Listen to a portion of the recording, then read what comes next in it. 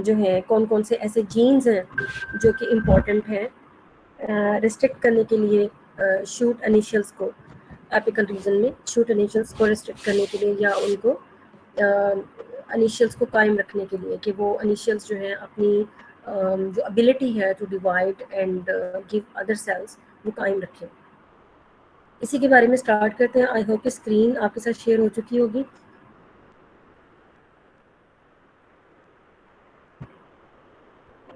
Yes ma'am. Okay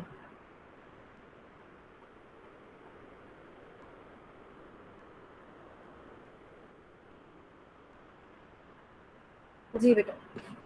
तो जिस तरीके से हमने रूट एपिकल मेरिस्टम पढ़ी उसी तरीके से शूट एपिकल मेरिस्टम जो है उसका काम भी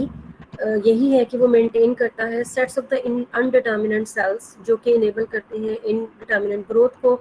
और आप जानते हैं कि उसमें से लीव्स निकलने हैं, ब्रांचेस निकलनी हैं। जैसे रूट में आपने लेटरल रूट्स के बारे में पढ़ा और जो है रूट हेयर्स के बारे में पढ़ा कि वो निकलती हैं, और उसके निस्बत जो है शूट जो है that is more complex in the sense कि इसके जो आप कहने के ज़्यादा बड़ी ब्रांचेस और लीव्स प्रोमिनेंट जो स्ट्रक्चर्स हैं, फीचर्स जो हैं वो आपको नज़र आते हैं जो कि यहाँ से अराइज होते हैं। However, there are different significant differences which can be made between the two meristms type, क्योंकि दोनों ही आप कह सकते हैं कि डिसेंडेंट हैं from those cells those become incorporated into the organs, लेकिन इसके बावजूद मतलब पैटर्न में कुछ ना कुछ डिफरेंसेस जो है हम वो निकाल सकते हैं। हम जानते हैं कि जब हमने रूट मेरिस्टम पढ़ा था तो हमने देखा था कि जो लेटरल रूट्स निकलती हैं वो बिल्कुल ओल्डर रीजन से, मेच्योर रीजन से का जो हिस्सा था जो कि close to the soil surface था, यानी कि सबसे ओल्डर रीजन जो था रूट का, वहाँ से जो है लेटरल रूट्स और जो हेयर्स हैं वो वहाँ से राइज होते थे। लेकिन उसके बरक्स अगर आप शूट को देखें तो शूट का जो सबसे यंगर आप कहने के हिस्सा जिसको आप बोल सकते हैं, यानी कि बिल्कुल close to the apical region, जो नया लीफ निकलता है या नई ब्रांच वहाँ से अराइज होगी तो वो बिल्कुल close to the apical region होती है। जबकि रूट के केस में ऐसा नहीं था, वो वेरी डिस्टेंट था from the apical region. Root की टिप जो थी वहाँ पे उसका एपिकल रीजन है, वहाँ पे वो सेल्स पाए जाते थे जो कि न्यू सेल्स बनाते थे। और जो न्यू या लेटर ब्रांचेस थी या लेटर रूट्स थी वो बिल्कुल ओल्डर रीजन से very far away from the apical region से जो है वो अराइज होती थी। लेकिन शूट के केस में ऐसा नहीं है, वो बिल्कुल क्लोज प्रॉक्सिमिटी से जो है वो अराइज होती है from the apical region. In place of the root cap, जैसे कि रूट कैप आपको पता ही है कि वो प्रोटेक्शन करता था क्यूसेंट सेंटर का और मेरिस्टेमेटिक रीजन का, उसको प्रोटेक्शन भी देता था। और प्लस वो जो है हमने बात की थी कि वो क्योंकि ज़मीन के अंदर पेनिट्रेट करना है सॉइल के अंदर, तो उसके लिए अग्रेसिवनेस से बचाने के लिए भी वो काम करता था। लेकिन अगर हम एपिकल रीजन के हिसाब से बात करें तो उसकी प्रोटेक्शन के लिए रूट कैप मौजूद था। हेयर अगर हम शूट की बात करें तो यहाँ पे जो यंग लीफ प्राइमोर्डिया होते हैं वो रोल्ड फॉर्म में मौजूद होते हैं, ताकि जो उसका रीजन है, जो उसका एपिकल रीजन है वो महफूज रह सके और वो किसी मैकेनिकल इंजरी से ख़राब ना हो।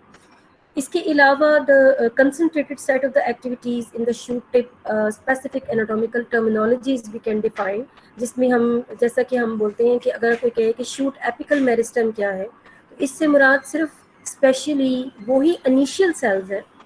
साथ वाले जो डिफरेंशिएटेड सेल्स हैं जिन्होंने लीफ बनाने हैं वो इसमें इंक्लूड नहीं होंगे। मतलब जो जिन्होंने लीफ बनाने का काम शुरू कर दिया है वो शूट एपिकल मेरिस्टम की डेफिनेशन से बाहर निकल जाएंगे। ठीक है, तो शूट एपिकल मेरिस्टम से मुराद क्या होगा? It refers to the specifically to the initial cells and their undifferentiated derivatives, but this exclude the adjacent regions of the apex that contain the cells जो कि फुली कमिटेड हैं for particular developmental fates, जैसे कि मैंने अभी आपको leaf की example दी है। इसके बरक्स अगर हम सिंपली शूट एपेक्स का वर्ड यूज़ करते हैं, मतलब शूट एपिकल मेरिस्टम का वर्ड ना यूज़ करें, सिंपली शूट एपेक्स कहें, उससे मुराद हमारे पूरा रीजन ही आ जाएगा, यानी कि एपिकल मेरिस्टम भी उसके अंदर शामिल होगी और जो उसके इर्द गिर्द का हिस्सा है जो कि कोई ख़ास किस्म का ऑर्गन बनाने जा रहा है या उसकी तरफ डिमार्केशन उसकी हो चुकी है और इनिशिएशन उसकी हो चुकी है, इवन वो भी आप उस रीजन में डाल सकते हैं और ओवरऑल उसको आप शूट एपेक्स कहेंगे। यहाँ पे उसी शूट एपेक्स को दिखाया गया along with the 4 types of the leaf primordia, ये देखिए ये सेंटर में जो है ये डोम शेप जो है, दिस इज द रीजन जहाँ पे उसके इनिशियल सेल्स मौजूद हैं, और साथ में ये P1, P2, P3 and P4, P4 को रिमूव करके दिखाया हुआ है। हालांकि ये अगर ये मौजूद होता तो ये सबसे ओल्डर वन लीफ होता, ठीक है। तो ये तमाम हिस्सा जो है ओवरऑल इसको आप बोलेंगे शूट अपेक्स। और अगर आप सिर्फ इनिशियल सेल्स को कंसिडर करेंगे इन दिस रीजन, मतलब ये लीफ प्राइमोर्डिया और जो इसके इर्द गिर्द का जो रीजन है, जो कि आप कह लें कि जो डेस्टिन्ड हो चुका है टू सम ऑर्गन फॉर्मेशन या मेच्योर लीव्स फॉर्मेशन, तो उसको फिर आप इस हिस्से में नहीं डालेंगे। तो ओवरऑल ये जो पिक्चर है, this is shoot apex of the tomato plant, जिसमें उसकी जो है स्कैनिंग इलेक्ट्रॉन माइक्रोग्राफ दिखाई गई है, जिसमें आपको 4 तरह के जो है लीफ प्राइमोर्डिया नज़र आ रहे हैं, जिनमें से 3 जो है नज़र आ रहे हैं, चौथे को रिमूव किया गया है ताकि पीछे से जो है वो P1, P2 एंड P3 जो है वो नज़र आ सके। तो P1 इनमें से जो है वो आप समझे कि बिल्कुल अराइज हो रहा है। तो सबसे जो छोटा या इन्फेंट जो है वो P1 है, उससे जो बड़ा है वो P2 है, उससे जो बड़ा है वो P3, और सबसे बड़ा अगर नज़र आ रहा होता तो वो P4 होना था, जो कि टुवर्ड बेस है। और जैसे जैसे ये लीफ अराइज होते चले जाते हैं, तो वैसे वैसे ये एपेक्स से दूर होते चले जाते हैं। ओके, नाउ शूट एपिकल जो मेरिस्टेम है, इसके सेल्स कितने मौजूद होते हैं किसी भी प्लांट में, तो इसमें number of variations can be there. जैसा कि अगर हम जिम्नोस्पर्म में साइकस की बात करते हैं, साइकिड्स की बात करते हैं, तो साइकिड्स में देखा गया है कि इनकी ये जो वस्कुलर प्लांट्स हैं, इनके अंदर जो शूट एपिकल मेरिस्टेम है, ये 3 मिलीमीटर के डायमीटर में जितने भी सेल्स हैं, इतनी मोटी इसकी जो लेयर है, that is consisting of shoot apical meristem. लेकिन उसके बरक्स अगर आप अरेबिडोप्सिस को देखें तो उसमें सिर्फ 50 माइक्रोमीटर इन डायमीटर जो है आप कह लें कि लेयर जो है, that includes shoot apical meristem, जिसमें हार्डली फ्यू डजन सेल्स जो है वो रिप्रेजेंट करेंगे शूट एपिकल मेरिस्टेम को। इसके अलावा इसमें वेरिएशन हो सकती है, मतलब कि with in the plant body depending on the developmental stage जो है, वो शूट एपिकल मेरिस्टेम की जो नंबर और उसके साइज में जो है वो वेरिएशन आ सकती है। मतलब एक टाइम में कुछ और उसका नंबर हो सकता है, और अगले डेवलपमेंटल स्टेज में हो सकता है कि उसका नंबर इंक्रीज या डिक्रीज हो जाएगा according to the demand of the plant development. Some of the variations जो कि एसोसिएटेड होती हैं with successive rounds of the leaf initiation, क्योंकि हर दफ़ा एक नया प्राइमोर्डिया जो है डेवलप होता है, तो इस हिसाब से भी फिर जो आप कह लें कि जो शूट एपिकल मेरिस्टेम्स में जो है वो उसके नंबर में चेंजेस आ सकती हैं। इसके अलावा अगर कोई वो प्लांट मतलब ये कि हम अपाइसिस की बात करें कि एक ऐसी शूट की कि जिसने इन जो इन्फ्लोरेसेंस वाली शूट बननी है, तो उसमें आपको पता है कि जो लीव्स हैं या उसका जो बर्ड्स हैं, उनमें डोमेंसी का ऑनसेट भी हो सकता है। तो जब डोमेंट हो जाएगा तो शूट एपिकल मेरिस्टेम का नंबर कुछ और होगा, और जब वो एक्टिव होंगे तब उनका मेरिस्टेम नंबर का जो है वो वेरी कर सकता है।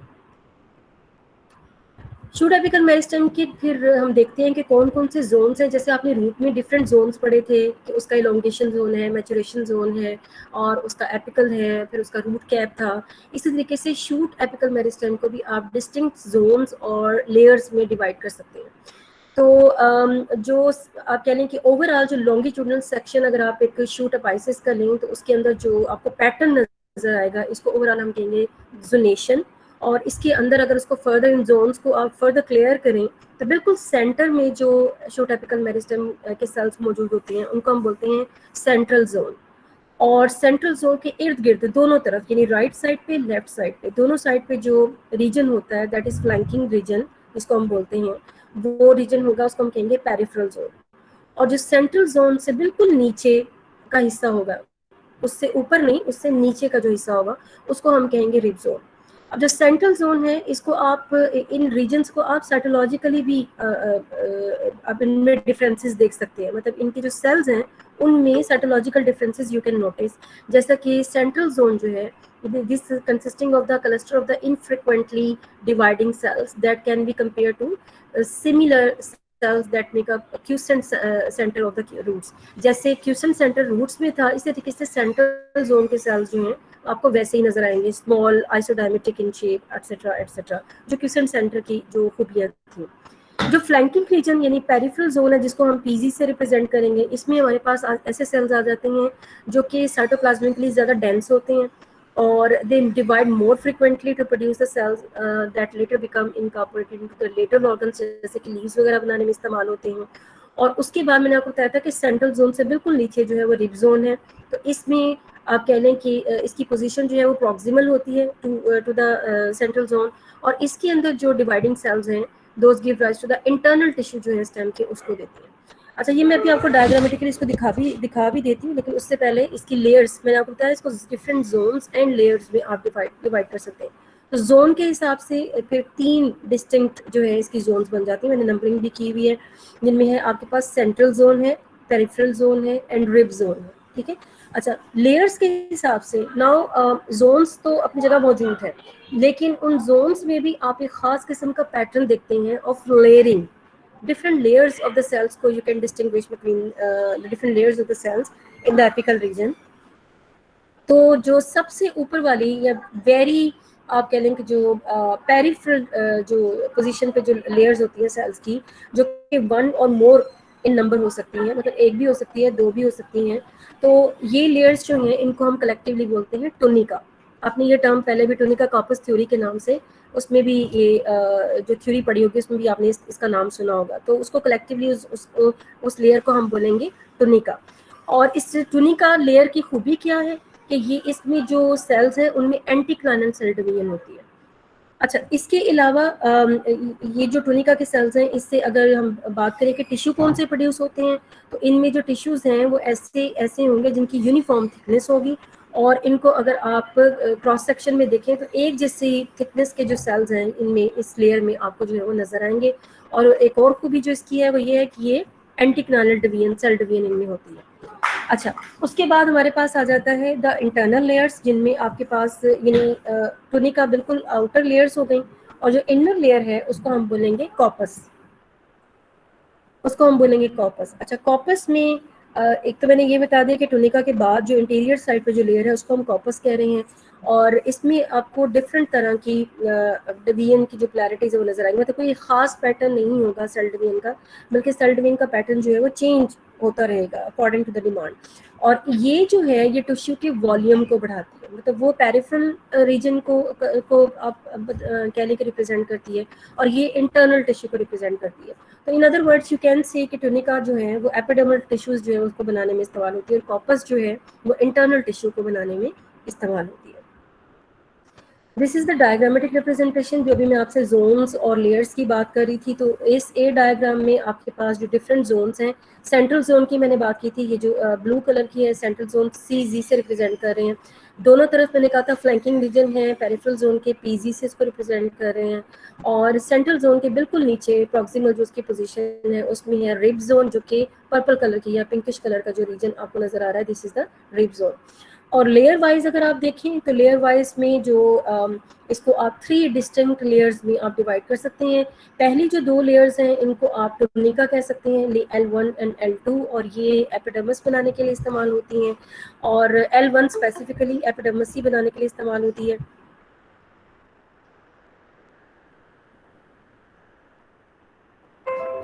और L3 जो है इसको आप कह लें कि ये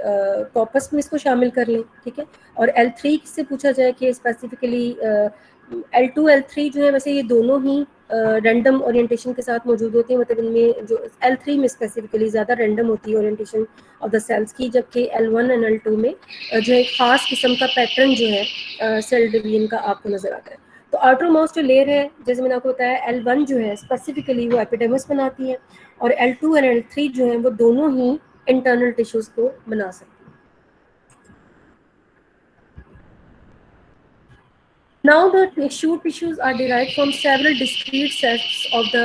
apical initials, और इसके बारे में हमने देखना है कि वो कौन कौन से हैं। अभी हमने लेयर्स की बात की है, तो इन्हीं के अंदर how we can recognize them कि ये L1 है, L2 है या L3 है, ये हमें कैसे पता चलता है। तो एक टेक्निक है, आप लोग भी इससे फेमिलियर होंगे, कि जिसके ज़रिए आप किसी भी सेल के डिवीजन को स्टॉप कर सकते हैं with the help of chemical colchicine treatment, जिसको हम बोलते हैं। और उस ट्रीटमेंट से फ़ायदा क्या होता है कि सेल जो है वो अपना जो जेनेटिक मटेरियल है उसको तो डुप्लीकेट कर लेता है, लेकिन डुप्लीकेट करने के बाद वो एम फेज में एंटर नहीं होता, और एम फेज में एंटर ना होने की वजह से फिर उसकी जो आप कह लें कि जो उसका जिनोम है वो पोलीप्लाइड हो जाता है, लेकिन रहता वो एक सेल ही है। सेल जो है वो मल्टीपल सेल में कन्वर्ट नहीं होता, मतलब एक सेल से 2 सेल नहीं वो बनाता डिवाइड होकर, लेकिन एक ही सेल के अंदर जो उसका जिनोम है वो हर दफ़ा जब रिपीटेडली आप उसको कोल्चिसिन की ट्रीटमेंट देंगे तो हर दफ़ा वो जो है अपना प्लाइडी नंबर जो है वो चेंज कर देगा और इस तरीके से पॉलीप्लाइडी इन नेचर हो जाएगा। तो इसी ट्रीटमेंट को देते हुए जो ये तीनों लेयर्स हैं L1, L2 और L3 को जो है वो जो है आप समझें कि उसको डिस्क्राइब किया गया है या उसको आइडेंटिफाई करने के लिए ये ट्रीटमेंट जो है इस्तेमाल की गई है, जिसमें sections of different shoot apices के जो सेक्शंस हैं प्लांट्स के उनको ट्रीट किया गया और उनको अलाउ किया गया कि वो कुछ टाइम के लिए ग्रो करें ताकि उनके डिफरेंट सेक्टर्स को जिनमें पॉलीप्लाइडी हमें नज़र आए, जिनको हम कोल्चिसिन की ट्रीटमेंट देंगे और जिनमें पॉलीप्लाइडी नज़र आएगी उसको हम देख लेंगे कि वो आपस में एक दूसरे से मिलते जुलते हैं या नहीं। तो इसी हिसाब से देखते हुए size and shape of each sector जिसको कि कोल्चिसिन की ट्रीटमेंट दी गई उसको फिर देखा गया कि वो आपस में कितनी सिमिलर है और हम सपोज ये कर रहे हैं कि इनका मदर सेल जो है वो एक ही है, या इन अदर वर्ड्स कि वो एक ही सेट ऑफ एपिकल इनिशियल से जो है वो डिराइव हुए हैं। यानी कि जैसे अगर हम बात करते हैं कि L1 है तो L1 को हम कंसिडर करेंगे कि वो एक ही सेट ऑफ इनिशियल सेल्स से जो है वो डिराइव हुए हैं। अगर L2 की बात करें तो एक ही सेट ऑफ इनिशियल सेल्स से वो उसके L2 के सारे सेल्स एक ही सेट ऑफ इनिशियल सेल्स से जो है वो डिराइव हुए हैं। And similarly the case of the L3। यहाँ पे उसी ट्रीटमेंट और उसके हिसाब से इसको दिखाया गया, यानी कि ओवरऑल तमाम सेल्स में प्लाइडी नंबर अगर सेम है तो L1 आउटर मोस्ट लेयर है, L2 इनर लेयर है और L3 बिल्कुल इनर जो मास ऑफ द सेल्स है जो कि जिसके अंदर कोई पैटर्न नहीं है डिवीजन का, दिस इज L3। और यहाँ पे जो डायग्राम का on the left side upper corner में दिखाया गया कि इन तीनों लेयर्स में इस टाइम पे जो प्लाइडी नंबर है that is two and the normal number, ठीक है। उसके बाद हमने इसी टिश्यू की एक लेयर को जो है जो आउटर मोस्ट लेयर जो है उसको हमने दिया है कोल्चिसिन का ट्रीटमेंट, ठीक है। और कोल्चिसिन का ट्रीटमेंट देने से हुआ क्या है कि सेल का जो साइज है वो बिगर हो गया और उसके अंदर क्योंकि उसका प्लाइडी नंबर चेंज हो गया, ठीक है। और now it's ploidy number is 8n, जबकि रेस्ट ऑफ द 2 लेयर्स जो थी L2 एंड L3 वो दोनों जो है उनका प्लाइडी नंबर सेम है क्योंकि उसको हमने कोल्चिसिन की ट्रीटमेंट नहीं दी थी। तो इससे हमें पता चला कि जो भी सेल्स आपको इसमें बिगर इन साइज नजर आ रहे हैं those representing arising from the same apical initial cells, यानी कि सेम सेल से ये अराइज हुए हैं जो कि सारे जिनके अंदर आपको बिगर साइज नजर आ रहा है जिन सेल्स में और जिनका जो पॉलीप्लाइडी नंबर है वो चेंज हो चुका है।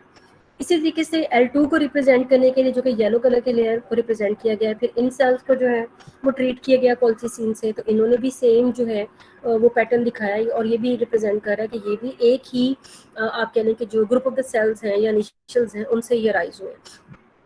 फिर बाद में जो इनर टिश्यू है उसको जब कोल्चिसिन की ट्रीटमेंट दी तो उन सब ने एक जैसा बिहेव किया, तो इससे ये हमें पता चला कि जो इनर मास है ये तमाम सेल्स जो हैं ये एक तरह के ग्रुप ऑफ इनिशियल्स से जो है वो अराइव हुए। सो इन चेंजेस से आप you can say we can explain that the occasional division that lead to the marked initial displacement or being displaced by the adjacent initials, लेकिन ये कोई एक खास प्रोग्राम को फॉलो करने की बजाय ये एक दूसरे के हिसाब से अपनी पोजीशन के हिसाब से जो है ये एक दूसरे की डिमार्केशन करते हैं। मतलब अगर पोजीशन जो है अंदर से कोई सेल डिस्प्लेस होकर वेरी फर्स्ट लेयर में चला जाएगा तो वो फिर उसका ले L1 को रिप्रेजेंट ही करेगा, और अगर कोई सेल जो है वो इनर मास से डिस्प्लेस होकर L2 की लेयर में चला जाएगा तो वो L2 का ही हिस्सा बन जाएगा, ठीक है। तो ये जो पैटर्न है या L1 L2 जो L3 हमने डिमार्केशन की है, दिस इज नॉट बिकॉज कि हमने कहा है कि जी एक खास ही कोई एक सेल है जो कि L1 या L2 या L3 में नहीं जा सकता, बल्कि ये इनकी पोजीशन के हिसाब से इनकी डिमार्केशन है, ना कि ये कि ओरिजिनली वो किसी खास प्रोग्राम के तहत जो है वो L1 में जा रहे हैं या L2 में जा रहे हैं L3 में जा रहे हैं। तो अगर उनकी पोजीशन आउटर मोस्ट लेयर में है तो दिस विल रिप्रेजेंट L1, अगर उससे सेकंड वन लेयर में है तो दिस विल रिप्रेजेंट L2, और इनर मास में है तो फिर वो उस हिसाब से बिहेव करेगा और this will represent the L3। जी माइक ओपन किया है, किसी ने कुछ पूछना है? वो नहीं खाती, चूड़ी बना। नसरीन आपने कुछ पूछना है बेटा?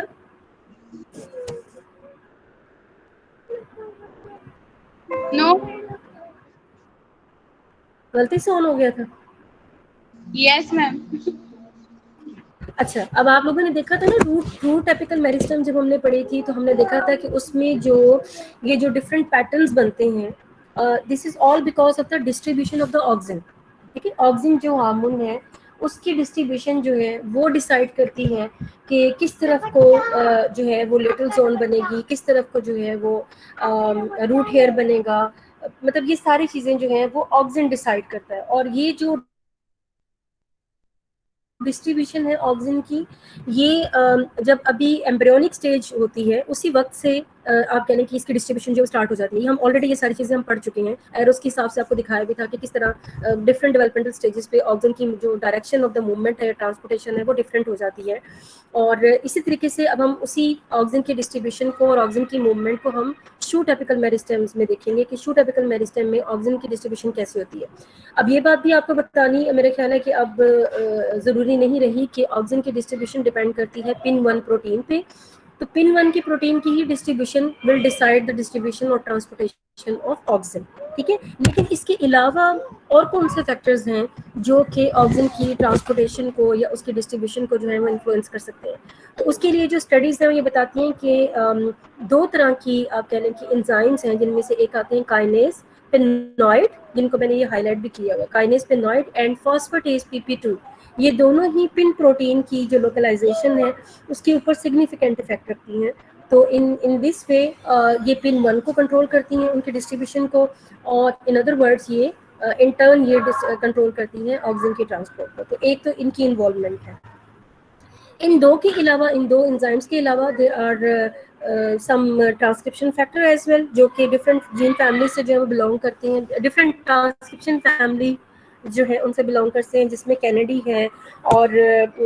डॉन रोशेन है और HT जिप 3 फैमिलीज के जो मेंबर हैं, ये तमाम जो हैं ये ट्रांसक्रिप्शन फैक्टर फैमिलीज के मेंबर हैं, क्लासेस हैं डिफरेंट। तो इनकी क्लासेस के जो मेंबर्स हैं उनको भी देखा गया है कि ये भी पिन प्रोटीन जो है उनकी लोकलाइजेशन पे जो है वो इफेक्ट डाल सकती हैं और उनकी जो जीन है उनके डिस्रप्शन कर सकती हैं। तो इनका भी इन्वॉल्वमेंट है। इसके अलावा altered pattern of the embryonic development also associated with some of the mutants. जैसे बहुत दफ़ा हम ये बात कर चुके हैं कि अगर हम किसी ख़ास जो है जीन के बारे में ये जानना चाहते हैं कि उसकी इन्वॉल्वमेंट है या नहीं है किसी एक मैकेनिज्म के लिए, तो हम उसको म्यूटेट करके किसी ऑर्गेनिज्म में,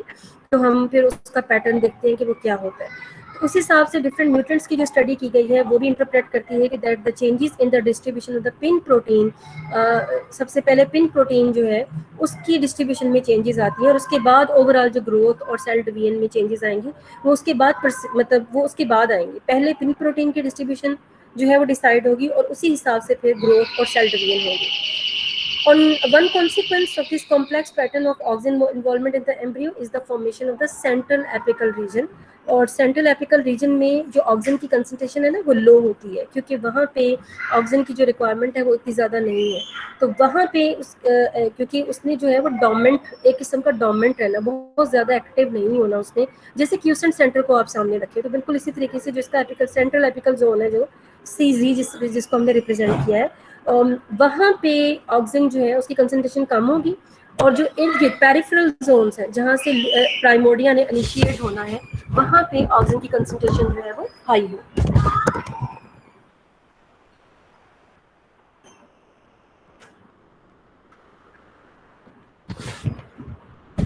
ओके, इसी तरीके से जैसे अब हमने बात की है कि ऑक्सिन की मूवमेंट डिसाइड करती है, शूट एपिकल मेरिस्टेम की फॉर्मेशन को इन्फ्लुएंस करती है, डिसाइड करती है।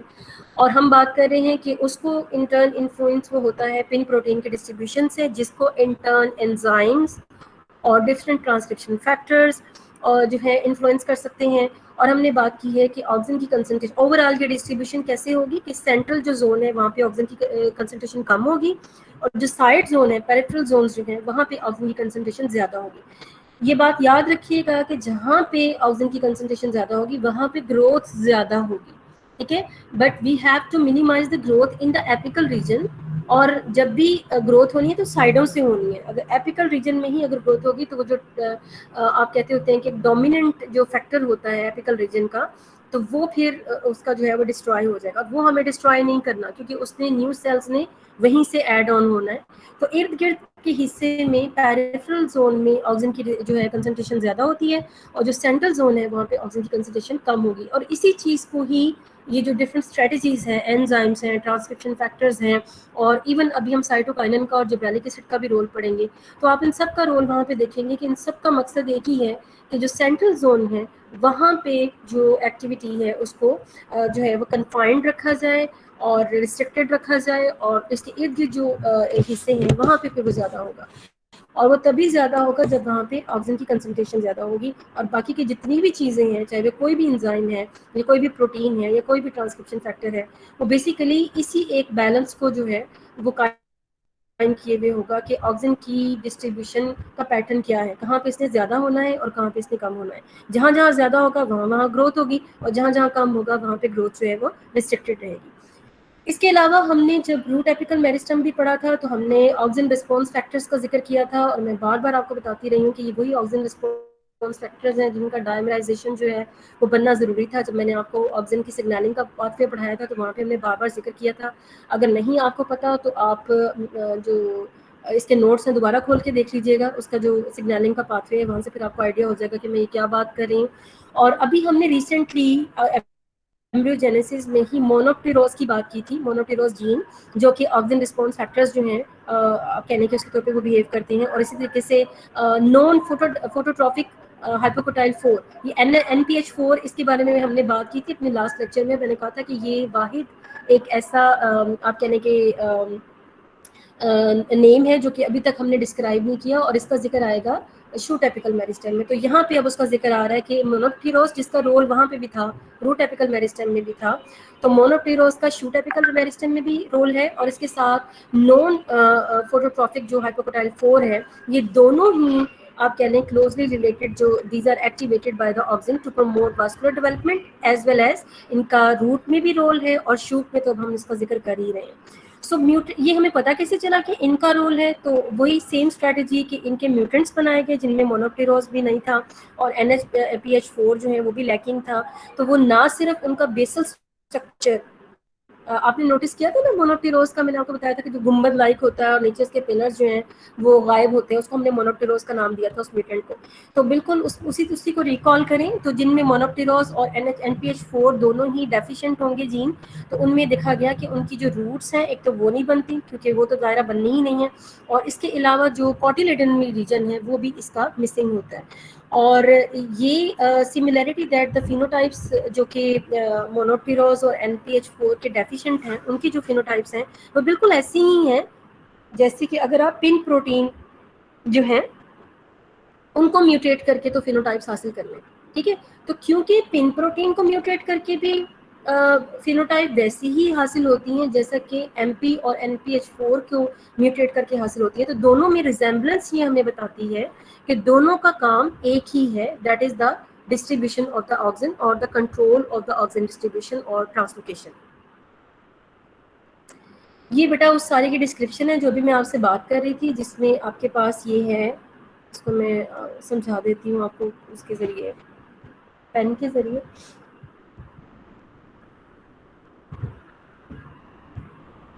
सॉरी, ओके, तो ये हम बात कर रहे थे, ये जो मैं अभी आपसे कह रही थी कि सेंट्रल जोन जो है उसमें ऑक्सीजन की कंसंट्रेशन कम होती है,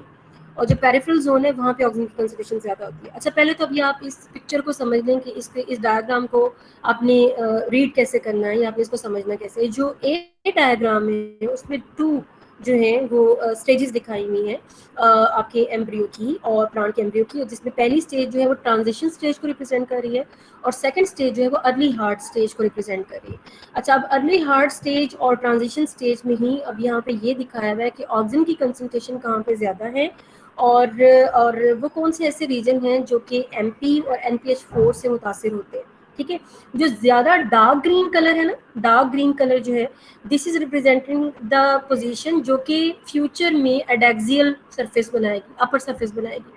और जो लाइट ग्रीन रीजन है वो रीजन है जो कि फ्यूचर में एबैक्सियल सरफेस यानी कि लोअर सरफेस को बनाएगी, ठीक है। तो ये भी एक इसकी डिमार्केशन है। अच्छा, तो ये तो सिंपली है 2 स्टेजेस, जिसमें पहली जो ट्रांजिशन स्टेज को रिप्रेजेंट कर रही है, दूसरी जो है वो अर्ली हार्ट स्टेज को रिप्रेजेंट कर रही है, और डेफिनेटली ये कॉटिलेडन बनने की तरफ जा रहा है। ये दोनों आपको उभार नजर आ रहे हैं, ये दोनों ही फ्यूचर में कॉटिलेडन बनाएंगे, और ये जो कि नीचे ये यहाँ पे बने भी हुए हैं, ये कॉटिलेडन इसी से बनने हैं, इसके बाद ही बनने हैं। लेकिन अभी जो सेकंड पार्ट है, बी डायग्राम है और जो सी डायग्राम है, एक्चुअली ये ए डायग्राम के ही आप कह लें कि ट्रांसवर्स सेक्शंस हैं, ठीक है, जिसमें हम डिस्ट्रीब्यूशन ऑफ बिल्कुल सेंट्रल जोन है, आप कह लें कि this is the meristem cells, यानी कि जो जिसमें एपिकल इनिशियल्स होंगे, ठीक है, ये वो जोन है।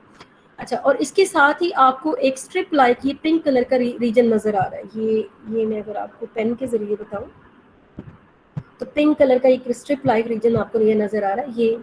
ये लॉन्गिट्यूडल सा, ये और इसी के अंदर ये मेरिस्टेम भी मौजूद है ऑलरेडी, जो ऊपर भी ये ब्राउन कलर से शो हुई थी, वो यहाँ पे मौजूद है, ठीक है। अच्छा, अब यहाँ पे ये रिप्रेजेंट कर रहा है कि ऑक्सीजन की concentration is higher in this region, higher in this region and lower in this region, ठीक है। ये जो सेंट्रल जोन है, यहाँ पे ऑक्सीजन की कंसंट्रेशन लो है, और जो आप कह लें कि पोलर साइड्स हैं, जो साइड्स पे जिन्होंने फ्यूचर में कॉटिलेडन्स बनाना है,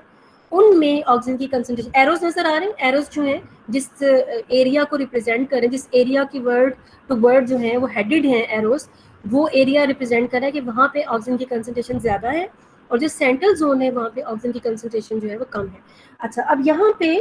एक और वर्ड भी लिखा हुआ है जिसका नाम है CUC, this is another type of the gene, जिसको हम कहते हैं cotyledon shape, cup shape cotyledon. और कप शेप कॉटिलेडन जीन्स जो हैं, ये भी एक्चुअली इनका बहुत बड़ा रोल है, आगे हम जाके इसके बारे में भी पढ़ेंगे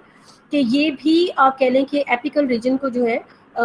उसको डिस्क्राइब करने में, उसको आप कह लें कि जो उसकी जो पूरी एक शेप नज़र आती है कि उसके कॉटिलेडन कहाँ बनेंगे और उसका जो सेंट्रल जोन है वो कहाँ लोकेट करेगा, तो उसमें इसका रोल है। ये पूरा एक अभी आपको इसके पूरे में पूरी एक समरी जो है, हम इसके बारे में एक फ्लो चार्ट जो है उसको डिस्क्राइब करेंगे।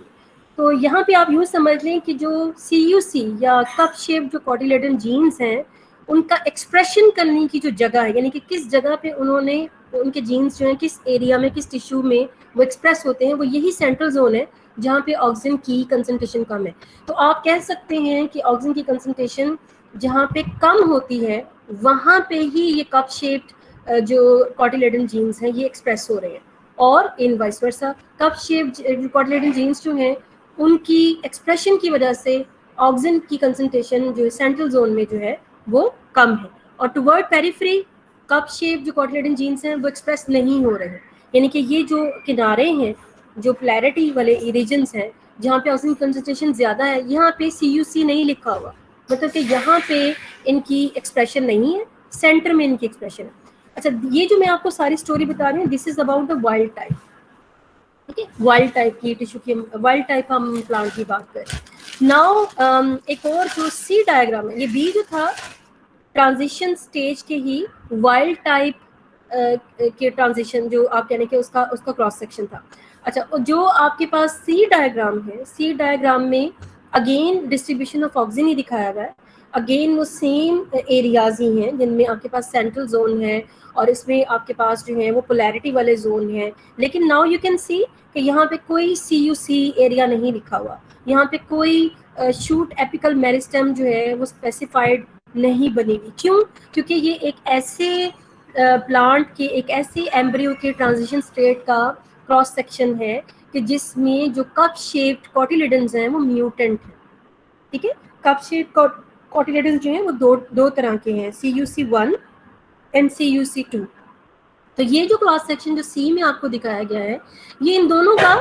म्यूटेंट है, यानी कि डबल म्यूटेंट है, CUC1 के हिसाब से भी ये म्यूटेंट है और CUC2 के हिसाब से भी ये म्यूटेंट है। वॉशरूम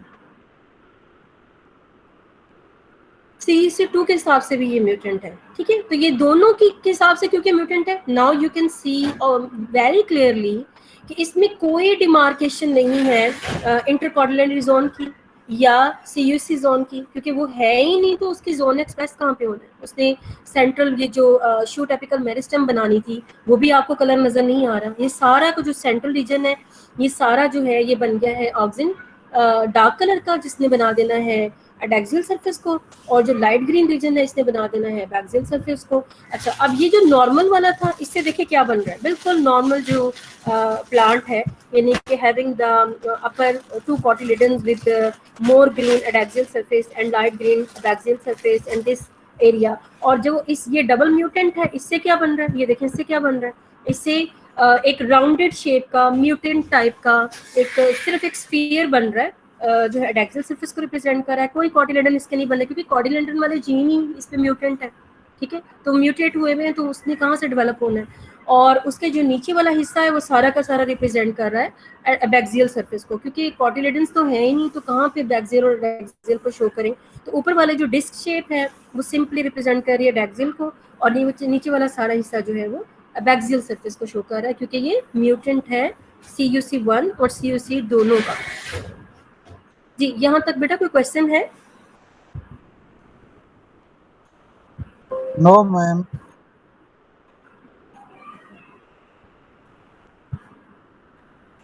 ओके, अगर इसकी आपको समझ आ गई है तो ये जो सारे डिस्क्रिप्शन है जो मैं आपको पीछे समझा रही थी कि ट्रांसक्रिप्शन फैक्टर्स इन्वॉल्व होते हैं और जीन्स इन्वॉल्व होते हैं, जो कि पिन प्रोटीन की डिस्ट्रीब्यूशन के लिए अल्टीमेटली काम करते हैं, तो ये सारी चीज़ें फिर इसी चीज़ को रिलेट करती हैं, जो सारी वर्किंग इसी हिसाब से है कि ऑक्सीजन की डिस्ट्रीब्यूशन जो है वो कैसे होनी है, जिसमें हमने एक और नया एक जीन ऐड कर दिया है, कप शेप कॉटिलेडन जीन, जिनमें मैंने आपको बताया कि वो दो तरह के होते हैं, CUC1 एंड CUC2, आगे भी इसका जिक्र आएगा। ओके, अब हम जा रहे हैं कि ये जो एम्ब्रियोनिक शूट एपिकल मेरिस्टेम्स की फॉर्मेशन है, इसके लिए और भी तरह के ट्रांसक्रिप्शन फैक्टर्स हैं, those can be required for its formation, और वो कौन से हैं, तो उनको आप 3 तरह की क्लासेस में जो है वो डिवाइड कर सकते हैं। ये एडिशनल है, एक कुछ तो मैं अभी आपको बता के आई हूँ ना, पीछे मोनोप्टेरोस के बारे में बताया है और NPH4 के बारे में बताया, वो भी ट्रांसक्रिप्शन फैक्टर्स हैं, लेकिन उसके अलावा भी कुछ additional transcription factors are required for the formation of shoot apical meristem. अब वो कौन सी हैं, उनको आप फर्दर 3 तरह की क्लासेस में डिवाइड कर सकते हैं। नंबर 1 इनमें आ जाते हैं वक्स। अच्छा, ये वक्स वही है जिसकी वक्स 5 जिसके बारे में हमने रूट एपिकल मेरिस्टेम में पढ़ा था, वक्स 5 के, तो ये दोनों सेम जो फैमिली है उसके मेंबर्स हैं। तो वस यहाँ पे WUS वस जो है यहाँ पे यूज हो रहा है शूट एपिकल मेरिस्टेम में, और रूट एपिकल मेरिस्टेम में हमने WOX5 को इस्तेमाल किया था। तो एक तो उसी फैमिली का मेंबर है और उसी तरह का वो जो है आप कहने के ट्रांसक्रिप्शन फैक्टर एक वो है। अच्छा, ये इसका एक्सप्रेशन कहाँ पे होता है, ये भी अभी मैं आपको बताती हूँ कि जब आपके पास डिफरेंट जो स्टेजेस अगर आपको दिखाई जाए एम्ब्रियो की, तो उसमें ये कहाँ पे इसका एक्सप्रेशन होना स्टार्ट हो जाता है, मतलब इस ट्रांसक्रिप्शन फैक्टर का कहाँ पे एक्सप्रेशन जो है वो स्टार्ट हो जाता है, तो वो मैं अभी आपको बताती हूँ। अच्छा, उसके बाद ओवरऑल वैसे यहाँ पे लिखा हुआ है कि जब 16 सेल एम्ब्रियोनिक स्टेज होती है ना, उस टाइप पे जो WUS जो वस है, इसका एक्सप्रेशन एंड ट्रांसक्रिप्शन फैक्टर्स का एक्सप्रेशन जो है वो हो जाता है, यानी कि ये अपना काम तब से अपना रोल प्ले जो है वो करना शुरू कर देते हैं शूट एपिकल मेरिस्टेम को बनाने के लिए। नंबर 2 जो ट्रांसक्रिप्शन फैक्टर्स हैं जिसके बारे में अभी मैंने बात की थी, उनमें से वो भी इसी में ही शामिल हैं, जो है कप शेप कॉटिलेडन्स, जिनको आप CUC1 एंड 2 के नाम से एक्सप्रेस करेंगे, सॉरी नेम इनको देंगे, और दूसरी है NAC क्लास। अच्छा, NAC क्लास और CUC ये दोनों ही second type of the class of transcription factor की में जोन में आप डाल सकते हैं, क्लास में आप डाल सकते हैं, और ये दोनों ही एक्सप्रेस होती हैं एपिकल पोजीशन में ऑफ द स्ट्रिप्स, जो कि मैंने अभी आपको पीछे येलो कलर की स्ट्रिप नजर आई थी ना, जिसमें मैंने आपको CUC रीजन बताया था, तो वहां पे ये एक्सप्रेस होते हैं।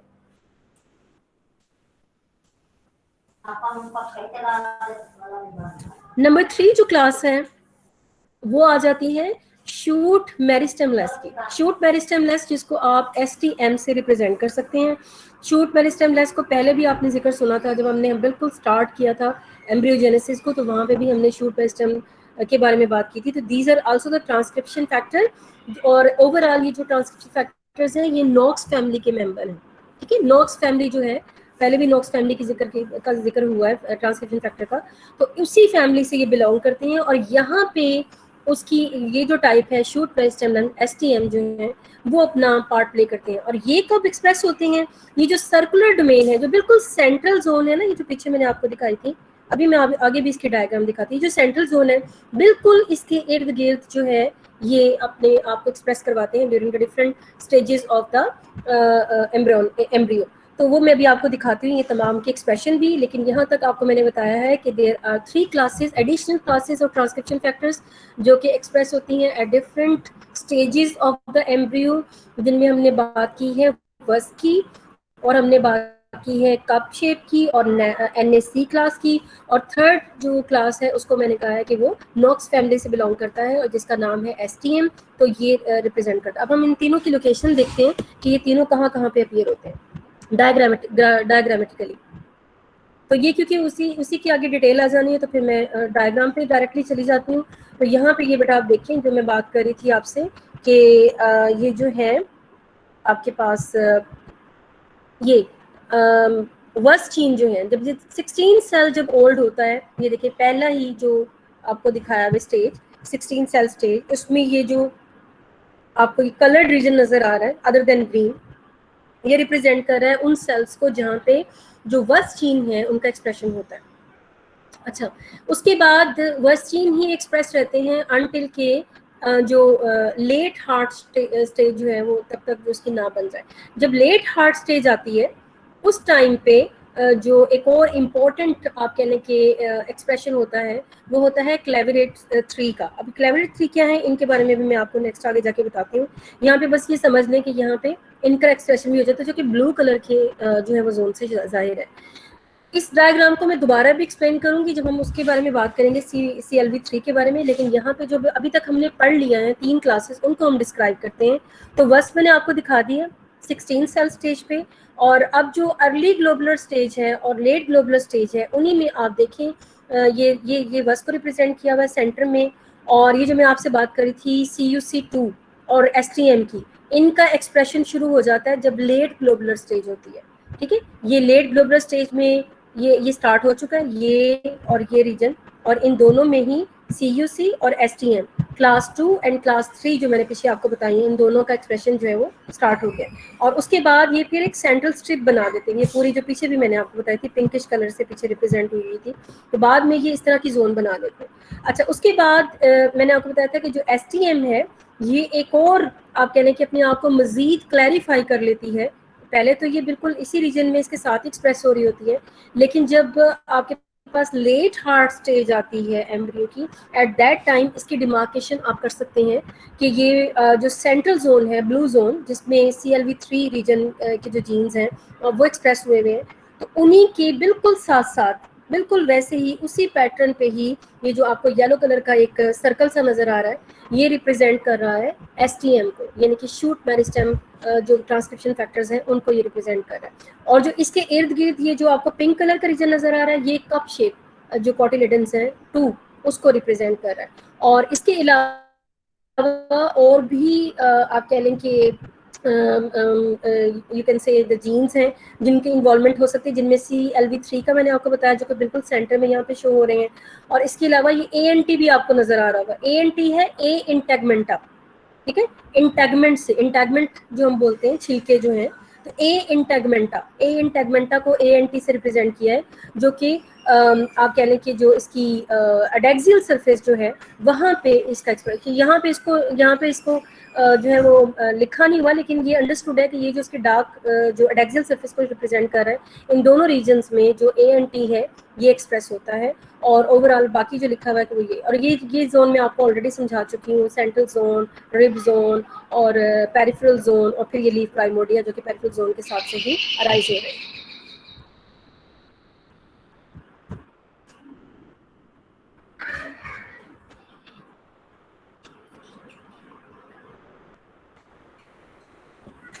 नाउ अब हम देखने जा रहे हैं कि जो एपिकल मेरिस्टेम है इसका साइज जो है this will be determined bye कि आया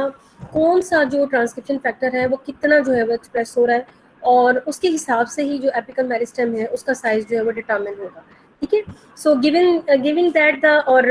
इसमें पॉजिटिव और नेगेटिव दोनों तरह के इंटरेक्शंस शामिल होंगे। अच्छा, पॉजिटिव नेगेटिव कौन है, ये अभी जो मैंने आपको कहा था कि CLV3 जो है इसके बारे में मैं नेक्स्ट आपसे बात करूंगी, अब उनका जिक्र आने लगा है कि वो किस तरीके से वो पॉजिटिव रेगुलेशन में शामिल है उसके साइज डिटरमिन करने में, या नेगेटिव रेगुलेशन में शामिल है, और इनका आपस में जो आप कह लें कि जो इंटरेक्शन है उसको भी हम डिस्कस करेंगे। सो टू लर्न अबाउट मोर के आया ये जो वर्ड्स हैं और ये जो कप शेप्ड हैं ये किस तरीके से आपस में इंटरेक्ट करते हैं और किस तरीके से ये आप कह लें कि एपिकल मेरिस्टेम के साइज को डिटरमिन करेंगे। तो उसके लिए ट्रांसक्रिप्शन लेवल्स जो कि टाइप ए अरेबिडोप्सिस रिस्पॉन्स आप कहने के रेगुलेटर्स हैं साइटोकाइनिन के, उनको देखा गया है कि साइटोकाइनिन का बहुत रोल है इनको आप कह लें कि ओवर एक्सप्रेशन करवाने में या एक्सप्रेशन को डिक्रीज करवाने में वर्स जीन के, यानी कि वर्स जीन जिसके बारे में मैंने आपको बताया कि 16 सेल स्टेज पे इन ट्रांसक्रिप्शन फैक्टर का जो है वो एक्सप्रेशन शुरू हो जाता है। तो इनका एक्सप्रेशन जो है वो ज़्यादा होगा या कम होगा, इसको जो हार्मोन कंट्रोल कर रहा है वो है साइटोकाइनिन, और उसको साइटोकाइनिन में भी हमने स्पेसिफाई कर दिया है टाइप ए अरेबिडोप्सिस रेगुलेटर जो है, टाइप ए जो साइटोकाइनिन रिस्पॉन्स रेगुलेटर्स हैं उनके बारे में कहा जाए कि वो स्पेसिफिकली वर्स जीन के एक्सप्रेशन को कंट्रोल करते हैं। और देखा ये गया है कि अगर ये जो ट्रांसक्रिप्ट लेवल्स इसके साइटोकाइनिन रिस्पॉन्स रेगुलेटर के ज़्यादा होते हैं ना, तो ये बेसिकली रिप्रेस करते हैं, या in other words you can say they can decrease significantly when VUS was overexpressed। अगर VUS ज़्यादा एक्सप्रेस होगा तो साइटोकाइनिन अपना रोल प्ले नहीं कर पाएगा, या आप यूँ कहने कि उसका जो आप कहने कि जिसका एक्सप्रेशन है वो दब जाएगा, ठीक है। और अगर VUS जो है वो ज़्यादा कम एक्सप्रेस होगा तो साइटोकाइनिन जो है वो डोमिनेंट हो जाएगा, उसका जो फंक्शन है वो ज़्यादा नुमाया हो जाएगा। इसी चीज़ को कि आया वाकई में अरेबिडोप्सिस रिस्पॉन्स रेगुलेटर साइटोकाइनिन का रोल है, इसको फिर QRT PCR के जरिए भी मॉनिटर किया गया, और उन्होंने देखा कि ये जो इवन आफ्टर 4 आवर्स जो है ऑफ द ट्रीटमेंट ऑफ जो साइटोकाइनिन जो है, उन्होंने कहा कि सेम रिप्रेशन जो है वो दिखने में आई, जैसा कि हमने पहले बात की है कि साइटोकाइनिन को रिस्पॉन्स को रिप्रेस कर सकता है अगर बस जीन जो है वो ज़्यादा एक्सप्रेस हो जाए, तो वो सेम रिप्रेशन जो है वो QRT PCR के जरिए भी इसको फर्दर जो है आप कह लेंगे इसको फर्दर इसको प्रूव किया गया with the help of experiments. और दोनों के रिजल्ट्स ने ये शो किया है कि जो वर्स का रिप्रेशन है ये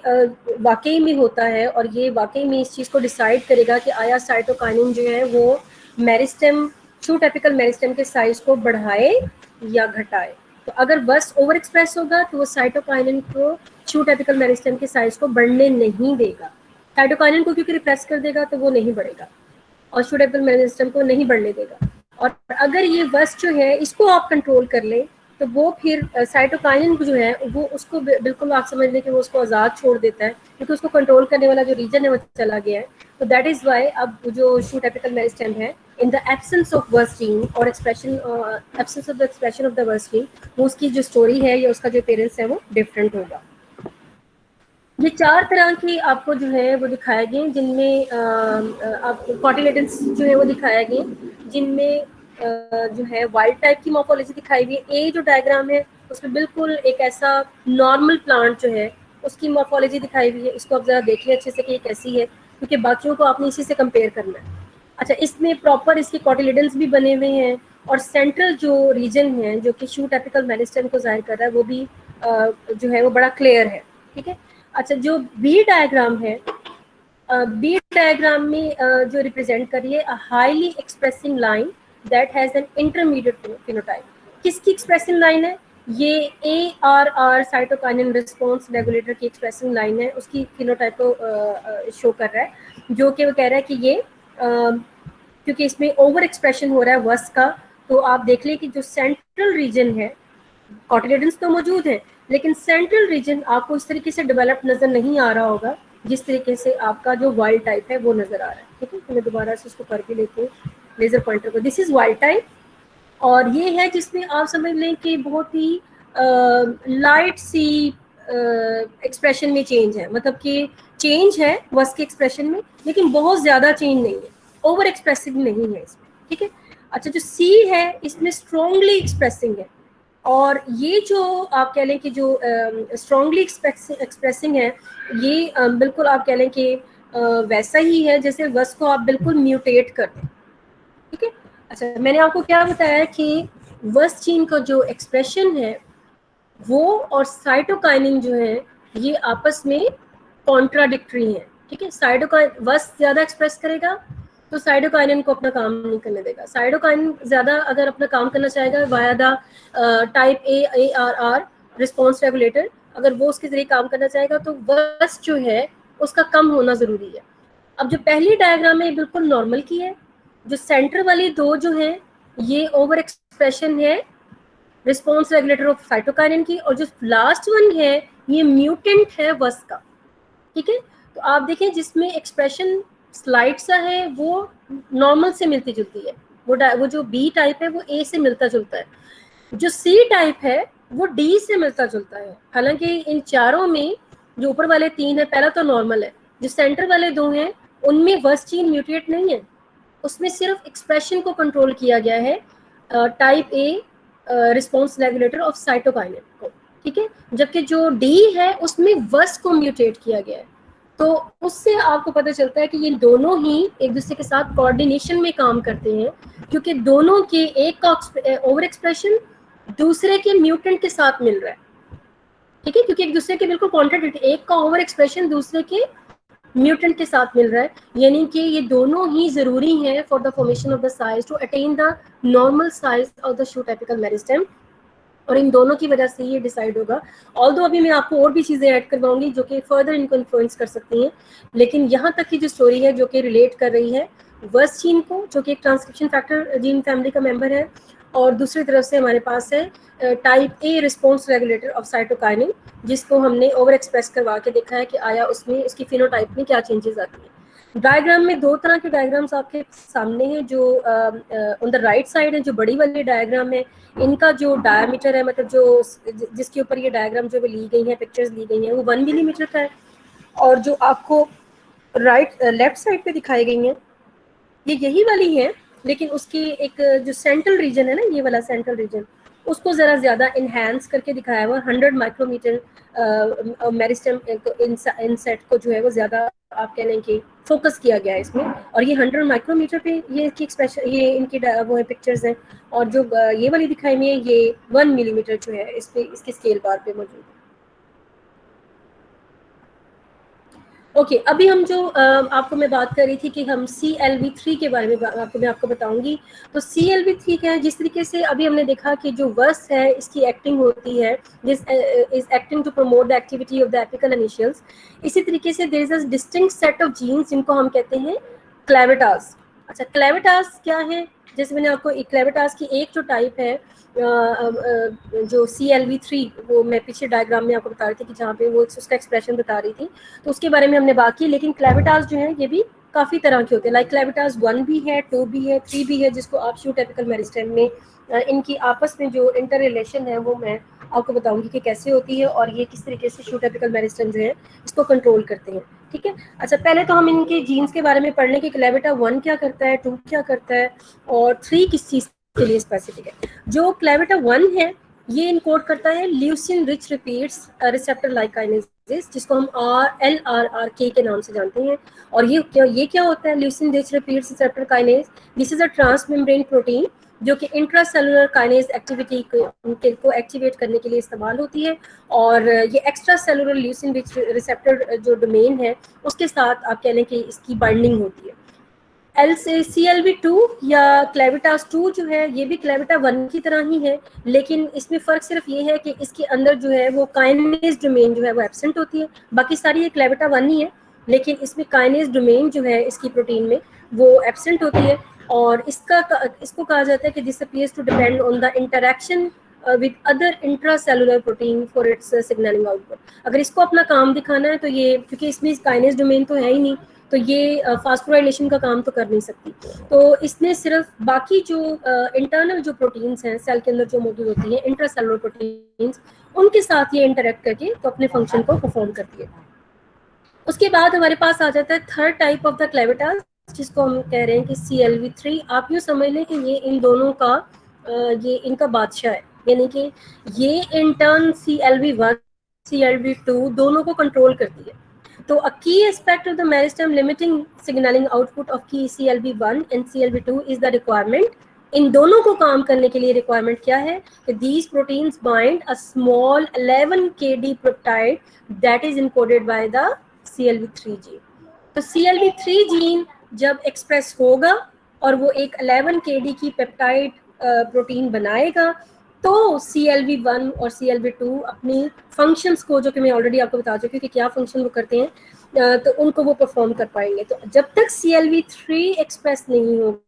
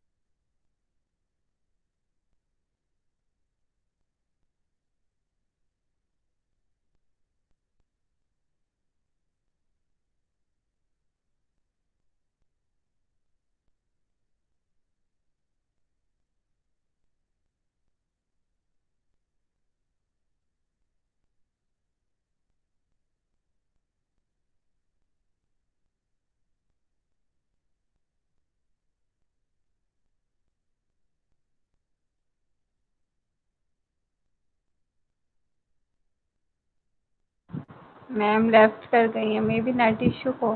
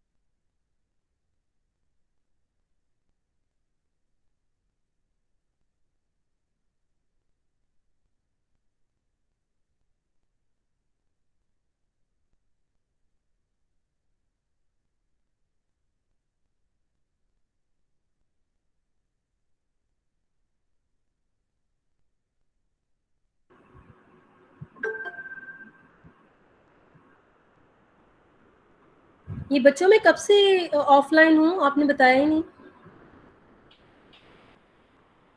हेलो मैम 5 मिनट हो गए हैं। उफ जमीला यार, मुझे फोन ही कर देते, मैं तो बहुत कुछ बता चुकी हूँ आपको,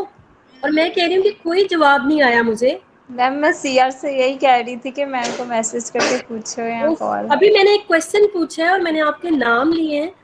तो मैंने ऐसे ही मैंने कहा अच्छा मैं देखूं कि पीछे से कहीं मैं मेरा मतलब सिग्नल तो नहीं ड्रॉप हो गए, तो बेटा बता दिया करो यार। अब पता नहीं क्या पढ़ा रही थी मैंने तो बहुत इंपॉर्टेंट चीजें आपको बताई हैं अभी रिसेंटली। लास्टली क्या पढ़ाया मैंने आपको, ये समझाया है? मैम मैम वो स्क्रीन। हम पढ़ रहे थे ना, ये सीरियल वाला? तो आपने कहा कि ये हमारा ऐसे इसको बादशाह समझ लें। अच्छा, मतलब मैंने डिस्क्रिप्शन पे थी, अब ये डायग्राम समझा दी थी कि नहीं? मैम आपकी स्क्रीन शो नहीं हो रही। ओके मैं दिखाती, ओके हाँ सब कुछ दोबारा करना पड़ेगा, रिकॉर्डिंग ही आई थिंक सिर्फ हो रही है। वेट दोबारा करते हैं।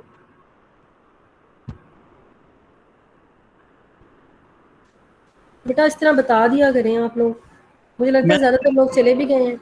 मैम आपकी आवाज़ कम हो गई है पहले, फिर आपने लेफ्ट के शायद हमने क्या है मैम वो ना दोबारा रीज्वाइन कर रही है, तो इस वजह से हमने नहीं बोला। अच्छा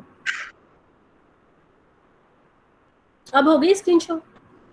यस जी मैम। मैम। Yes ma'am. ओए होए, ये तो मैंने बहुत कुछ बताया है इसमें। अच्छा, ये डायग्राम शुरू कर दी थी कि ये बिल्कुल नहीं बोला इसके बारे में?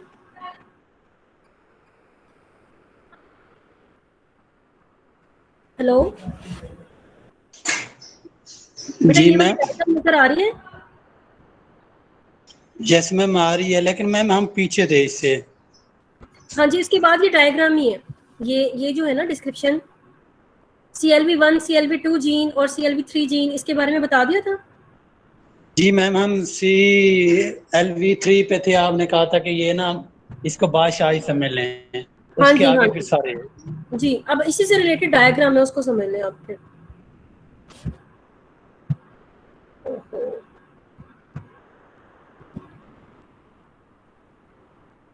ये देखिए बेटा, मैं क्यों इसको बादशाह कह रही हूँ, क्योंकि एक्चुअली मैंने आपको बताया कि CLV1 और CLV2 ये दोनों अगर अपना काम करना चाहते हैं तो इनको CLV3 एक छोटी 11 किलो डाल्टन की पेप्टाइड बनाती है एक्सप्रेस होने के बाद, और वो पेप्टाइड वो प्रोटीन जो है इसके साथ CLV1 और CLV2 बाइंड करके अपना फंक्शन या अपनी जो भी कॉन्ट्रीब्यूशन उन्होंने देनी है शूट एपिकल मेरिस्टेम में, वो इसके जरिए देंगी। ठीक है, यहाँ पे हम बात कर रहे हैं कि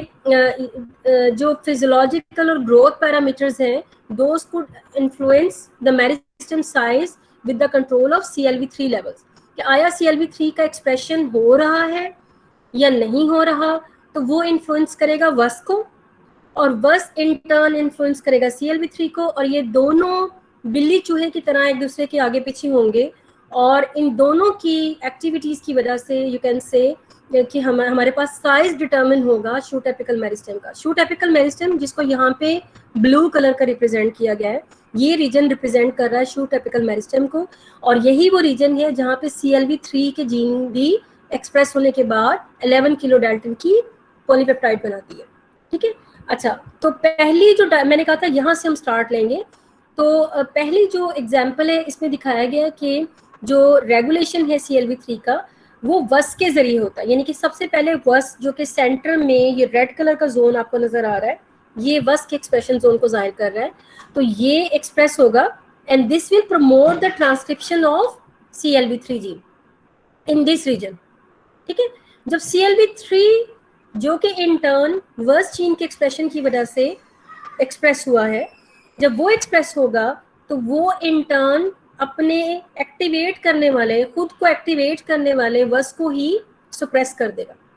सेकंड जो पार्ट है इसमें दिखाया गया है कि CLV3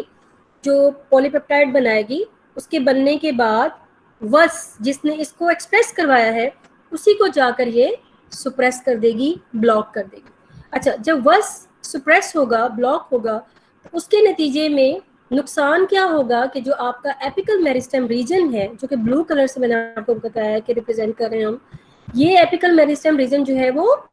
स्क्वीज कर जाएगा, छोटा हो जाएगा, इसके नंबर ऑफ सेल्स जो है वो रिड्यूस हो जाएंगे, क्योंकि हमारा टॉपिक ही ये है कि हम ये बताने जा रहे हैं कि CLV1, 2 and 3 and verse gene किस तरीके से जो मेरिस्टेमेटिक सेल्स हैं, एपिकल शूट एपिकल मेरिस्टेम की जो मेरिस्टेमेटिक सेल्स हैं, उनके नंबर को इंक्रीज या डिक्रीज करते हैं। ठीक है, तो मैंने स्टार्ट लिया है कि सबसे पहले वस एक्सप्रेस होगा इन द रेड जोन, और इसके एक्सप्रेशन से CLV3 एक्सप्रेस होगा। CLV3 एक्सप्रेस होने के बाद वस को सप्रेस कर देगा, और वस जब सप्रेस होगा तो ये एपिकल रीजन को, इस नंबर ऑफ सेल्स को रिड्यूस कर देगा, और ये देखें ये एरिया जो है वो स्क्वीज कर गया है। और जैसे ही ये एरिया स्क्वीज करेगा तो उसके बाद दोबारा से जब वस की एक्सप्रेशन होगी, ये एक्सप्रेशन जिस जगह पे होती है वो एरिया बढ़ गया, और जिस जगह में आप कह रहे हैं कि जो एपिकल मेरिस्टेम के जो सेल्स हैं वो एरिया जो है वो रिड्यूस हो गया है। और इस थर्ड जब उसका टर्न आएगी, दोबारा वापस जब अपनी ओरिजिनल हालत में जाना है, यानी कि दोबारा से नंबर ऑफ सेल्स को इंक्रीज जब करना होगा, तो फिर से वर्स जीन एक्सप्रेस होगा in this zone, the red zone, और फिर से ये जोन जो है वो छोटी हो जाएगी और ब्लू जोन जो है वो बड़ी हो जाएगी, और इसी तरीके से ये साइकिल जो है ये चलता रहेगा। और इसके साथ ही ये जो येलो कलर का जो रीजन है, this is representing the CLV1, जिसके बारे में मैंने आपको बताया था कि ये अकेले काम नहीं कर सकता, ये इसने अगर कोई भी काम करना है तो वो CLV3 के ऊपर डिपेंडेंट है। ठीक है, CLVs जो इनको जिसको मैंने आपको बताया कि 3 उसके अंदर जीन्स जो है उनके मैंने बात की है, CLV1, 2 एंड 3। तो 3 के ऊपर डिपेंड करेगी CLV1 एंड 2 की एक्टिविटी, जिसमें 2 को, क्योंकि हमने बताया कि नंबर ऑफ प्रोटीन्स के साथ वो इंटरेक्ट कर रही है, तो उसकी कोई खास एक्सप्रेशन जोन जो यहाँ पे शो नहीं किया गया, तो यहाँ पे हमने CLV1 और CLV3 को रिप्रेजेंट किया है अलॉन्ग विद द वर्स जीन, जो कि आपस में मिल के ये सब एपिकल मेरिस्टेम का जो रीजन है उसकी साइज को डिफाइन करते हैं। जी, अब समझ आ गया? Yes ma'am. यस ओके, अब नेक्स्ट बेटा जो मैंने क्वेश्चन किया था वो ये था कि जो हमारा लास्ट टॉपिक है दैट वाज रिलेटेड टू के देयर आर सम जीन्स जो कि मेंटेन करते हैं सैम को through the regulations of different hormones. अब हमने ऑक्सिन तो चल ही रहा है हर जगह पे, साइटोकाइनिन को भी थोड़ा सा मैंने आपको एक्सप्लेन कर दिया है। साइटोकाइनिन के अलावा जो हार्मोन जो कि इसकी आप कह लें कि इस रीजन को डिस्क्राइब करने में या इस रीजन को आप कह लें कि साइज को मेंटेन करने में जो हेल्प कर सकता है वो है जिब्रालिक एसिड। ठीक है, तो आया उस रीजन में ऑक्सिन, जिब्रालिक एसिड, साइटोकाइनिन के क्या लेवल्स हैं, यही इस बात को डिसाइड करेगा कि वहाँ पे ग्रोथ होगी या नहीं होगी। तो ये बात तो ऑब्वियस है, मुझे बताने की ज़रूरत नहीं है कि अगर ग्रोथ नहीं करवानी है आपने तो आपको GA भी वहाँ से निकालना पड़ेगा, और वहाँ पे ऑक्सिन की भी जो क्वांटिटी है उसको रिस्ट्रिक्ट करना पड़ेगा। तो ऑक्सिन की क्वांटिटी के बारे में तो हमने पहले बात कर ली, तो यहाँ पे हम डिस्कस करेंगे कि मैंने आपको एक ट्रांसक्रिप्शन फैक्टर क्लास बताई थी, नॉक्स क्लास फैमिली, जिसका एक मेंबर शूट मेरिस्टेम के बारे में मैंने बात कर, STM से रिप्रेजेंट हमने किया था। थर्ड मेंबर मैंने अब आपको पिछली स्लाइड में दिखाया है, थर्ड मेंबर था क्लास। तो उसमें उसी फैमिली के अदर जीन्स के बारे में हम बात करें कि वो अदर देन STM भी ये काम करता है, लेकिन इसके साथ जो नॉक्स जीन फैमिली के मेंबर्स हैं वो जिब्रालिक एसिड और साइटोकाइनिन के लेवल्स को मेंटेन करते हैं in the shoot apical region, और इसकी वजह से फिर जो है आप कहने की जो ग्रोथ है वो होगी या नहीं होगी ये डिसाइड होगा। तो मैं आपसे बात कर रही थी कि क्या आपको ये याद है कि बायोसिंथेसिस ऑफ जिब्रालिक एसिड होती कैसे है? कुछ याद है कि जिब्रालिक एसिड की बायोसिंथेसिस में किस तरीके से जो कौन से एंजाइम्स जो हैं वो इसमें कंट्रीब्यूट करते हैं? कुछ याद है? Mevalonic acid dependent, mevalonic acid independent pathway, किसी को याद हो? मैं वो उसमें एंटिकोरिनिन, ऑक्सीडेज, इस तरह के कुछ सीन था। बिल्कुल उसी की मैं बात करने जा रही हूँ। अच्छा, अब अगर आपको ये याद है तो फिर मुझे समझाना आसान होगा कि अगर होगा GA20 ऑक्सीडेज, अच्छा ये भी आपको पता है ना कि GA2 जो है इसकी एक्टिव फॉर्म है, और बाकी के जितने भी थे 4 को और 2 को उसको निकाल के 1 को निकाल के बाकी जो थे वो सारे जो हैं वो थे जो कह लें कि इनएक्टिव, बायोलॉजिकली इनएक्टिव थे। याद है? जी मैम। अच्छा, और ये भी याद होगा कि जब भी मैं आपको बायोसिंथेसिस पढ़ाती थी तो बिल्कुल एंड पे हम इस चीज़ की बात करते थे कि बायोसिंथेसिस होने के बाद भी अगर वो किसी और कंपाउंड के साथ कॉन्जुगेट कर जाते हैं, या उनकी अक्सर में से मैंने आपको ऑक्सीडेशन बताई थी, उनकी ऑक्सीडेशन हो जाती है, जैसे कि एब्सिसिक एसिड में फिज़ाइक एसिड बनता है तो वो ऑक्सीडेशन हो जाती थी उसकी, और जैसे कि जो साइटोकाइनिन था उसमें भी हमने देखा था वो किसी और के साथ जाके कॉन्जुगेट कर जाता है और ग्लाइकोसाइल के साथ, तो वो इनएक्टिव फॉर्म्स में कन्वर्ट हो जाते थे। बिल्कुल इसी तरीके से जीए में भी मैंने आपको बताया था कि जीए बनने के बाद अगर इसको फर्दर इसकी ऑक्सीडेशन हो जाती है तो ये फिर इनएक्टिव हो जाता है। तो जीए 9 या 1 बनने से पहले जो जीएज हैं उन तमाम के बनने के लिए जीए 20 ऑक्सीडेज रिक्वायर्ड था, हर स्टेप में वही रिक्वायर्ड था, और डिफरेंट जीएज जो है वो बन रहे थे पैरेलल, अगर आपको कुछ याद हो। और जो बिल्कुल लास्ट स्टेप था जिसमें इनएक्टिव फॉर्म जो है वो जीए की बनती थी, वो था जीए 2 ऑक्सीडेज। तो 20 ऑक्सीडेज इसकी बायोसिंथेसिस के लिए रिक्वायर्ड है और 2 ऑक्सीडेज जो है इसको इनएक्टिवेट करने के लिए रिक्वायर्ड है। ठीक है, इस बात को सामने रखिएगा। अब इसी से जो है मैं आपको बताने जा रही हूँ कि ये जो नॉक्स जीन फैमिली मेंबर्स हैं ये किस तरीके से जीए की बायोसिंथेसिस को कंट्रोल करते हैं या जीए के लेवल्स को कंट्रोल करते हैं in the shoot apical meristem region. ये जरा ये डायग्राम देखें, इसमें आपको ये शूट एपिकल मेरिस्टेम के रीजन में एसटीएम यहाँ पे नजर आ रहा है। STM is the member of the KNOX gene family. KNOX gene family जो कि ट्रांसक्रिप्शन फैक्टर्स बनाते हैं, उन्हीं का एक मेंबर है STM, shoot meristem. Shoot meristem less इसको पूरा बोलते हैं और एसटीएम से रिप्रेजेंट करते हैं। अच्छा, ये जो शूट मेरिस्टेम लेस है, ये अगर ट्रांसक्रिप्शन फैक्टर अगर ये मौजूद होंगे, एक्सप्रेस होंगे, तो ये साइटोकाइनिन के लेवल्स को इंक्रीज करेंगे, और साइटोकाइनिन अगर का लेवल इंक्रीज होगा तो ये सैम की आइडेंटिटी यानी कि शूट एपिकल मेरिस्टेम सेल्स को बनाने में इस्तेमाल होंगे। ठीक है, यानी इनको आइडेंटिफाई करेंगे, डिमार्क करेंगे, डिस्टिंक्ट कर देंगे from the rest of the region. और यही एसटीएम, यही ट्रांसक्रिप्शन फैक्टर जीए की सिंथेसिस को या जीए के एक्सप्रेशन को, बायोसिंथेसिस को ब्लॉक करता है,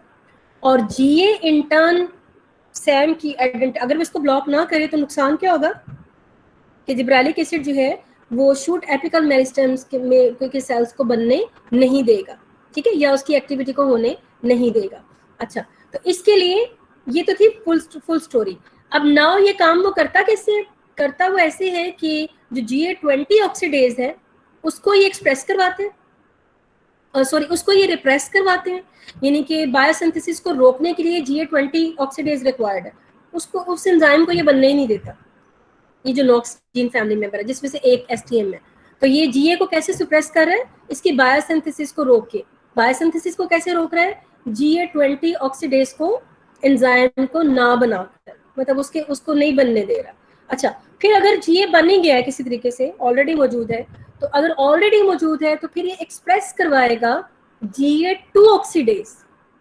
2 ऑक्सीडेज जो है ये ऑक्सीडेशन करवा देगा और जीए की, और इसको इनएक्टिव फॉर्म में कन्वर्ट कर देगा।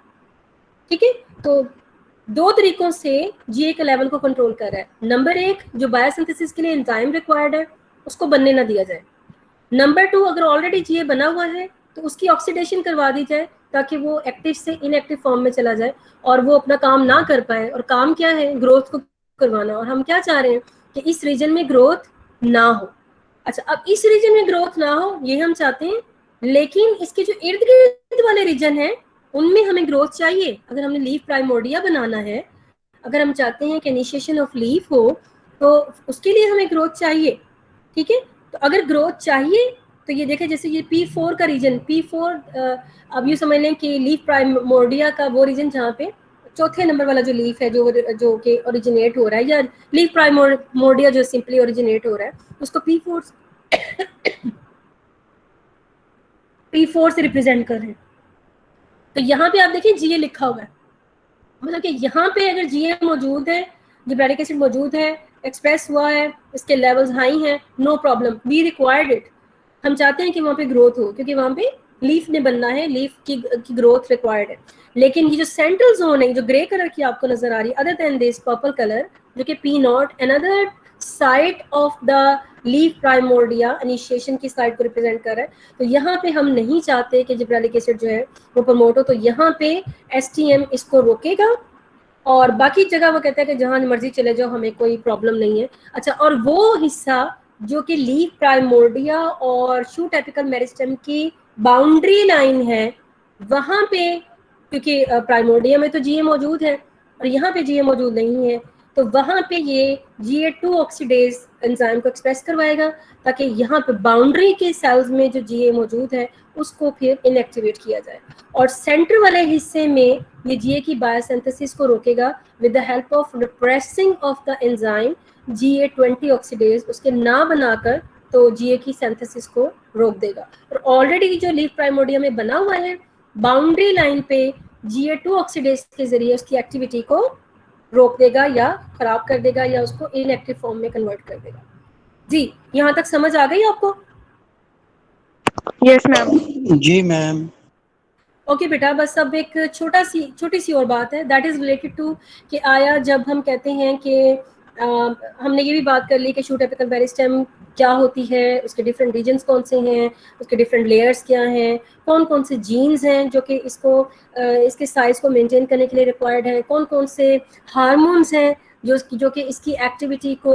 सस्टेन करने के लिए, रेगुलेट करने के लिए, इसकी प्रोलिफरेशन के लिए रिक्वायर्ड है, जिसमें हमने ऑक्सिन, जिब्रेलिन्स और साइटोकाइनिन के बारे में बात की, नंबर ऑफ ट्रांसक्रिप्शन फैक्टर्स की हमने बात की, मोनोपिटोरस की हमने बात की, हमने NPH4 की बात की, हमने STMs की बात की, ठीक है, और हमने फिर कुछ और जो जीन्स हैं जिनमें CLV1 है, CLV2 है, CLV3 है, उनकी बात की, वर्स्ट जीन की हमने बात की जो कि अपने अपने ट्रांसक्रिप्शन फैक्टर्स अपने अपनी प्रोटीन से जो हैं वो जो कंट्रोल कर रही हैं different activities of the shoot apical meristem, उसके नंबर को, उसकी एक्टिविटी को, उसकी ग्रोथ को कंट्रोल कर रहे हैं। तो एक और हमारा मेन कंसर्न ये भी है कि हम जानते हैं कि शूट एपिकल मेरिस्टेम में शूट तो बननी ही है और डिफरेंट लीव्स भी बनते हैं। तो जब लीव्स बनते हैं तो लीव्स का पैटर्न भी डिफरेंट हो सकता है, जैसा कि ये 3 तरह के पैटर्न जो हैं वो आपको सामने दिखाए गए हैं, जिनमें आपके पास है एक अल्टरनेट पैटर्न है, एक डिकसेट पैटर्न है, या आप पहले से इसके बारे में जानते होंगे, आपने पढ़ा होगा सिस्टमैटिक्स में, नॉटमेन डेवलपमेंट में या किसी भी और सब्जेक्ट में। तो स्पायरल है, मतलब ये डिफरेंट आप कह लें कि arrangement of the leaves on the main stem आप कह लें कि या ब्रांच पे आप कह लें, तो जिसको हम फाइलोटेक्सी बोलते हैं। तो ये जो फाइलोटेक्सी है या ये जो पैटर्न है लीफ के अरेंजमेंट का, ये किस तरीके से या ये पैटर्न तो लीफ का है, लेकिन ये इन्फ्लोरेसेंस का भी हो सकता है, फ्लावर का भी हो सकता है ना। अगर शूट जो है वो उसके ऊपर फ्लावर लगने हैं तो वो उसका इन्फ्लोरेसेंस वाले जो है वो शूट बन जाएगी। तो ये जो पैटर्न है ये किस तरीके से जो है वो मेंटेन होता है और ये किस तरीके से ओरिजिनेट होता है, तो इसकी बहुत ज़्यादा डिटेल जो है वो मैं इसी से एक्सप्रेस कर दूंगी, जो कि इसके डायग्रामेटिक रिप्रेजेंटेशन है, जिसमें इसकी जो डिफरेंट जोन्स हैं उनको दिखाया गया है, कि जिनमें आप ये देखिए कि 4 तरह की लीव्स जो है उनको दिखाया गया है। P0 जो कि जस्ट अभी वो साइट है जहाँ पे नया जो लीफ है उसने ओरिजिनेट करना है, ठीक है। P1 जो P0 तो बिल्कुल ही वो है ना जगह जहाँ पे अभी लीफ इनिशिएट हुआ भी नहीं है, प्राइमोर्डिया अभी इनिशिएट भी नहीं हुआ। P1 वो है जो कि जिसने छोटा सा लीफ प्राइमोर्डिया वो बना चुका है। P3 वो है जो कि P1 से बड़ा है लेकिन अभी बहुत बड़ा लीफ नहीं है, वो भी अभी ग्रो कर रहा है। और उसके साथ ही P2, और उसके बाद P3 है जो कि बड़ा लीफ है, जिसकी लोकेशन जो है वो थोड़ी सी बैक साइड पे है। तो आप नोटिस कर ही सकते हैं कि ये सबसे छोटा, ये उससे बड़ा, ये उससे बड़ा और ये उससे बड़ा। अच्छा, अब इनकी अरेंजमेंट भी ज़रा देख लें। ये एक दूसरे से दूर भी हैं और फासले पे भी हैं, और इनके जो आप कह लें कि इनमें ग्रोथ भी डिफरेंट लेवल्स पे है, ठीक है। जो इसकी ग्रोथ का लेवल है P0 का है वो P1 का नहीं है, जो P1 का है वो P2 का नहीं है, जो P2 का है वो P3 का नहीं है। और ये तमाम चीज़ें कौन डिसाइड कर रहा है? ये तमाम चीज़ें डिसाइड करेगा ऑक्सिन की कंसंट्रेशन, ठीक है। ऑक्सिन की concentration will be high in the P3, P2, P1 and the region where the new leaf will be initiated, that is the P0। लेकिन उसके साथ साथ ये भी ख्याल रखना है कि जो पेरिफेरल जोन है PZ और जो सेंट्रल जोन है CZ, इन दोनों में ऑक्सिन की कंसंट्रेशन बढ़ने ना पाए,